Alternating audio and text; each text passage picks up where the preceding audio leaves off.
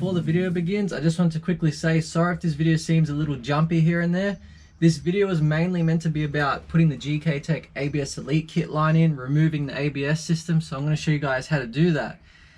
But I ran into an issue with my CAS, all because of this cover. So you guys are going to see in the video why my car couldn't start, all because of this cover right here. So enjoy the video, dudes. G'day guys, welcome to another episode. Today with the S14, we're going to be installing GKTECH's ABS Elite kit line. We've already got GKTECH braided lines for the brakes, but now it's time to get rid of this ABS unit over here. So I'm going to show you guys how to install the ABS Elite kit from GKTECH. So we'll put this down. You've got all these hard lines that run up against the firewall there to the ABS unit. We're going to be disconnecting these two ports here. The front one is the rear brakes, the back one is the front brakes. I know it sounds weird. Disconnect them, disconnect those, and unbolt everything, and then we'll pop it out.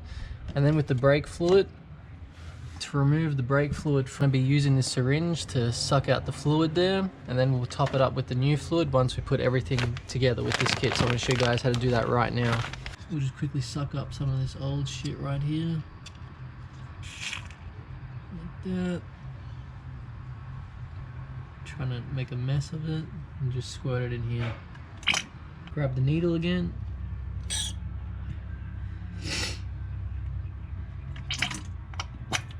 So once you've drained out the brake fluid, don't worry. The next step is we're going to take out the hard lines now, and then take out the ABS unit. And then we'll top this guy up once we put the GKTECH lines back in. Undo the brake lines. They are a bit tight, there we go.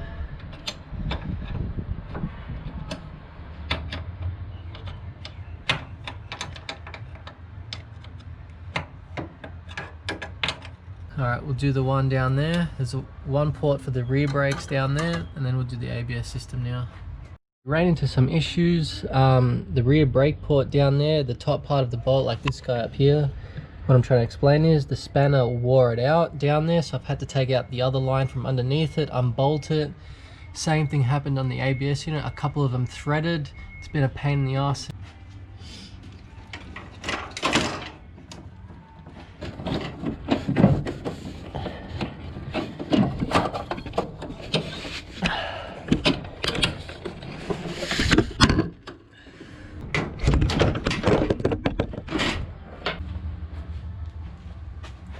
Finally got this stupid thing out, man. Dumb, stupid ABS unit. Oh, piss off. Alright, the ABS unit is taken out. I ran into some problems, as I mentioned, about the bolts being threaded. Absolute prick of a job, man. Like I'll show you here. Look how much it worn out. So annoying. So I gotta put this guy back in. Hopefully get this thing taken out, I hope. Man, what a tough job. There's a lot of pollen in the air today, and I've sneezed like about 30 times right now, man. I hate this hay fever shit.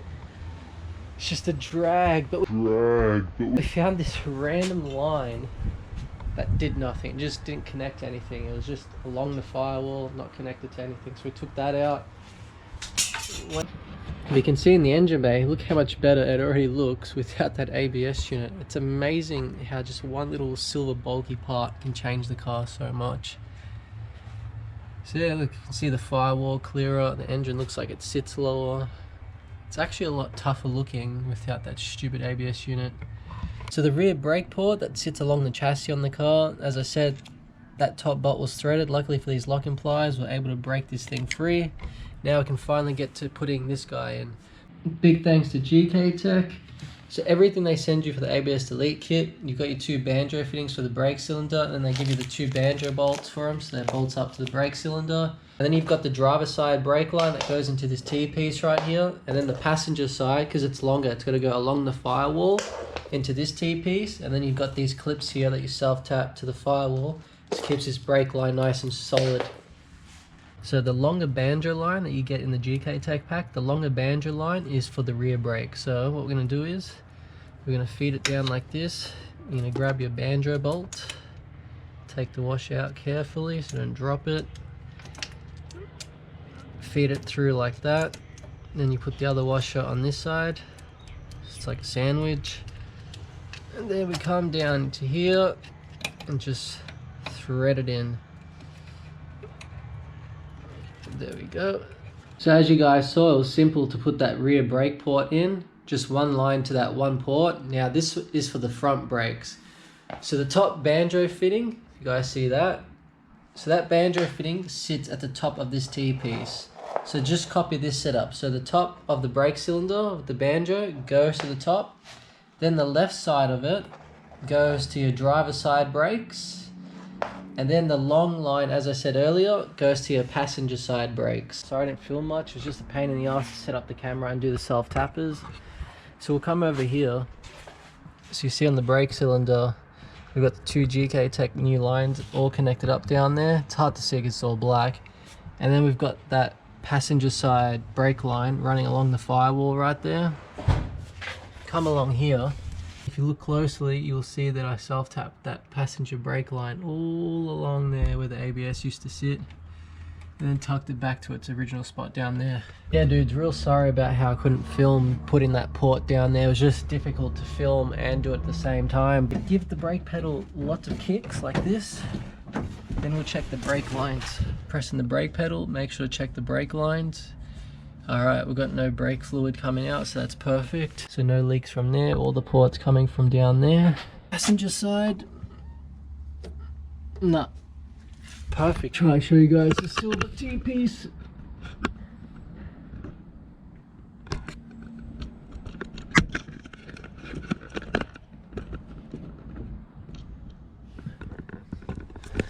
Yeah, it was hard to get the camera in there, so hope you guys understand. While installing this part while trying to film was very difficult to, like, especially get the camera somewhere in there while my hands are like trying to fit through all these tight spots. So many distractions. Yesterday I copped hay fever. There was so much pollen in the air. I just sneezed like 100 times, I'm not even joking. And every time I put the camera down to film installing the ABS delete kit line, I kept knocking down the camera. So I took the day off yesterday and now we're back at it again. So like, if you look at that, it's just so much more cleaner now. Yeah, the only downside was I just couldn't get this line to sit nice like I wanted to. Like I wanted to have it more tucked up, but this is the best it could reach from there to around here. So when it comes to bleeding the brakes, it's a two-person job. You need one person pumping the brakes, then I'll be at the back with the caliper bleeding the valve, so that way we can bleed the brake fluid out. But it's a two-person job, so I'm gonna have to wait for a mate. Hopefully they arrive soon. So right now I'm just kind of stuck at this point. Here's how to bleed the brakes. Make sure that your fluid is on max. Definitely always make sure it's a max. When you're bleeding the brake caliper, always come back to it and check the level of it. Always top it up to max, so that way it doesn't go empty, because if it does and you get some air bubbles in there, you have to start all over. So make sure that this guy is always topped up. You're going to come to the passenger rear side first. So you start off on this side, then you start on the rear driver side, then the front passenger side, and then the driver side. So do it as in 1, 2, 3, 4. So you're gonna bleed this guy first. And if you guys don't have a clear hose like this, just go to Bunnings, you'll find one. I think it's like a 5mm diameter inside, and it fits perfectly over the nipple here. Nipple. So when you're sitting here ready to bleed this brake, the person inside is gonna be pumping the brakes. They're gonna keep their foot on the brake, pressing it down. While they're pressing it down, you release this. They keep their foot down on the pedal, and then you re-tighten it up. And then they keep pressing on the brake, then you hold the brake down again, release this, and then you'll see all the fluid come out. Once all the old fluid comes out and the new fluid comes out nice, crystal clear, no bubbles, close it and then do the other side. Do all 4 sides and you should have a good brake. So we're going to start on it right now.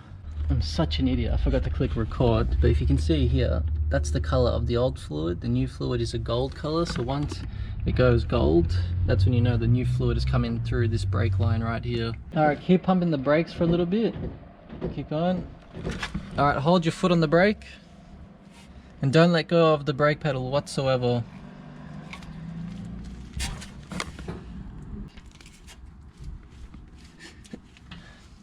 Alright, re-pump the brakes again. Alright, hold the brake pedal down.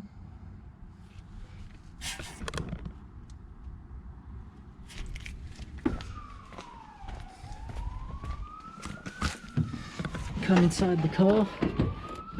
The brake pedal actually feels a lot solid just from doing one side, so I still got to do the other 3. So I'll get to that now. Both the rear of the brakes have been bled. The brake pedal actually feels nice and solid right now. Look at that. Just 2 more brakes to go. Finally, just finished bleeding all 4 sides of the brakes, done all the brake calipers, no leaks anywhere. So when you're bleeding the brakes, make sure to go over the lines, check everywhere for any leaks. We've got no leaks. Topped up the reservoir up here. We're brim full, if you guys can see that. Brim full. All the brakes have been bled. Brake pedal actually feels amazing right now. It's actually a lot better than what this car ever was. And now I've got to do the same thing to my R33. I want to get the GKTECH braided lines, the brake lines for the R33, and re-bleed the brakes on the 33 as well. Look at that. No leaks, nothing weird. Perfect. So glad we got this job out of the way. Man, have you guys noticed there's always a siren every time I record? It's ridiculous. So yeah, I'm just glad that we got this brake pedal all sorted. All bled up, no leaks. Time to put the wheel back on, start the car and change the oil. If you're wondering what tube I use, this is what I got from Bunnings. Just remember this, screenshot it, take it to Bunnings and get yourself it. Worked perfectly fine, putting it over the nipples. Can't even take that seriously. Putting the tube over the nipple, over the fittings of the brake caliper to bleed the brakes, fits perfectly. There was no leaks. Brakes are all bled up. That's that. So glad we got that out of the way. Up next, going to change the oil, and that's pretty much it. Car's pretty much ready for keep it reap. 2 days worth of drifting. Oh yeah, the clear timing cover. The reason why I got a timing cover is because I didn't want a rock falling down in there and getting caught up in the timing belt and the crank. That would be so bad because that will just throw your timing off, destroy the head, bend things. You want to protect your timing stuff, so that's why I got this clear cover. So I ran into an issue with this stupid aftermarket timing cover. The cast was not sitting close enough into the cam there, so it could not register when I was trying to start the car, which sucks. So now I might have to try cut this plastic thing around, so that way we can sit the cast closer to the cam in there. Oh, this is why I hate fake bullshit. G plus gets stuffed. At this point in time, I instantly regret putting that timing cover here because I had to take the cast out. I took it out carefully, but because that cover's an aftermarket one, to try and make the cast fit with it, I had to play around, move the cast. I've checked everything. We're getting fuel to the line. There's fuel priming out. The motor's turning. It just does not want to spark, and I reckon it has something to do with the cast right here, man. It's absolute bullshit. So this clip here broke off. Found it in there. Tell you how I know it, because this is my old camshaft off my R33. Look at that clip there, yeah? It's meant to fit into there. Come over here, just put my flash in there. Have a look in there. That clip has broken off. So I said to myself today, oh yeah, brake bleeding. That's the last thing I do, then change the oil, then finished. It never ends, dudes. It absolutely never ends. I avoid using these and stick to OEM because, oh, it's just endless headaches, man. I honestly cannot believe it, dude.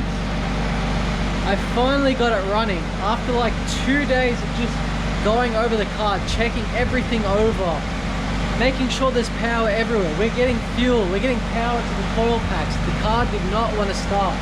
The reason why I'm cutting a hole through it is so that way the cast can sit perfectly flush and still have my timing protected in ways. Like, it's better than nothing, I guess. Until I can get an OEM cover, this one's gonna have to do for now. As I've explained, I'm going to be using this cover until I get an OEM one, so hence why I've cut out that circle just to fit over the cast here.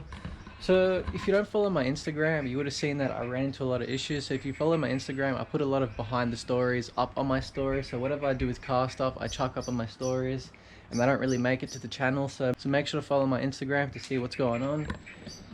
With my S14's RB25, I had this cover on. Obviously the cast went out of timing and the little metal clip, as you guys saw, broke.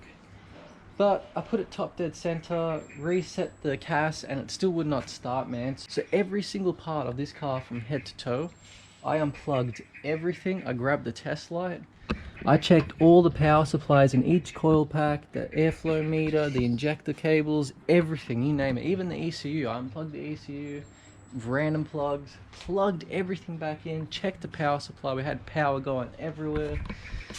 And then I went and grabbed this fuel hose, primed the car. A bunch of fuel came out, so I'm like, all right, cool, we're pumping fuel, we've got spark, what is going on?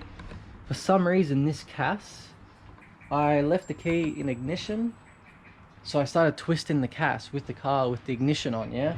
So I'm twisting this thing and my car is shooting mad backfires. It's like bang, bang, like just down the driveway, right?